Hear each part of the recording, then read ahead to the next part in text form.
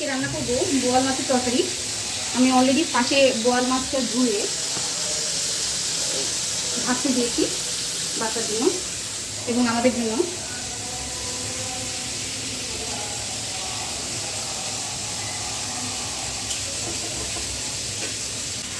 তেল দিয়ে দিচ্ছি,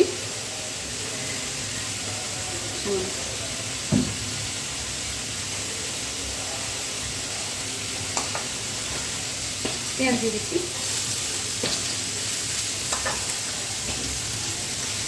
এখন রসুন কুচি, রসুনটা কেটে নিয়েছি, দিয়ে দিয়েছি। কিছু সময় নাড়াচাড়া করব,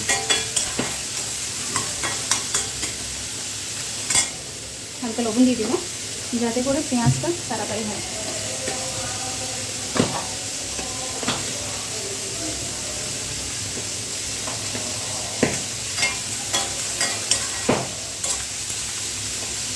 বোয়াল মাছ ভাজলে আসলে খেতে তাই করছি।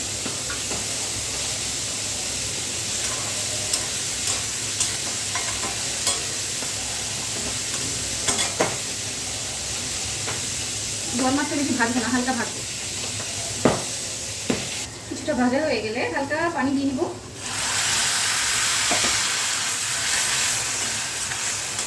এখন অন্য মশলা দেওয়া শুরু করবো। পরিমাণ মতো লবণ,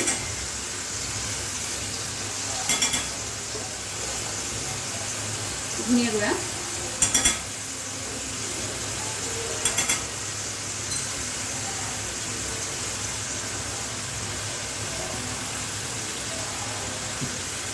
হলুদ গুঁড়া,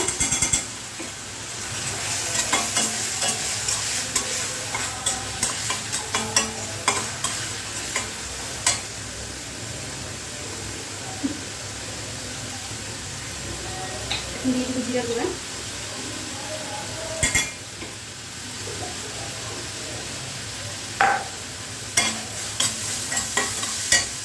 দিচ্ছি সামান্য পানি।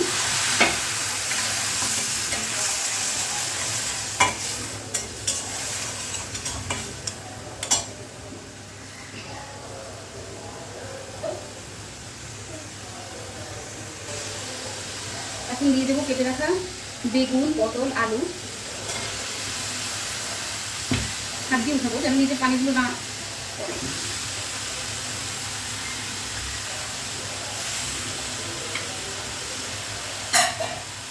নাড়া দিয়ে নেবো।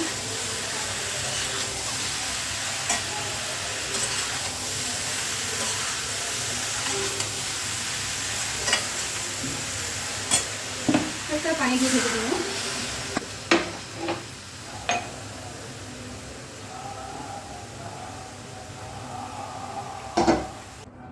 ঝোলের পানি প্রায় শুকিয়ে এসছে।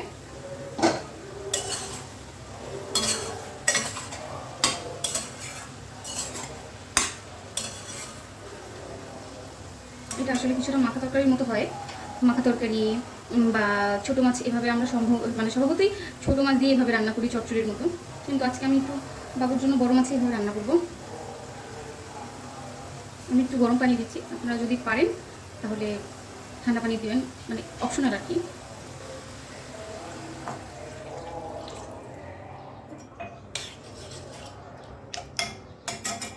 আমি এখনই মাছগুলো দিয়ে দেবো,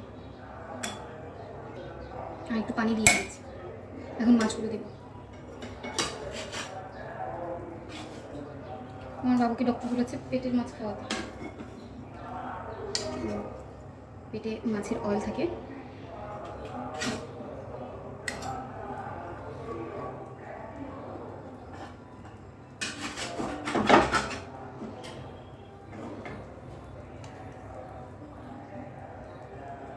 এবার ঢেকে দিব যত সময় না হয়ে আসে। আমার তরকারি প্রায় হয়ে আসছে, জাস্ট আর একটু ঝোল শুকিয়ে দিব।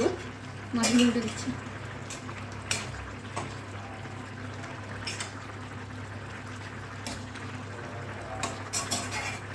একটু ঝোল শুকিয়ে নেব। তরকারি হয়ে গেছে, আর ঝোল শুকাবো না, এখানে বন্ধ করে দিচ্ছি।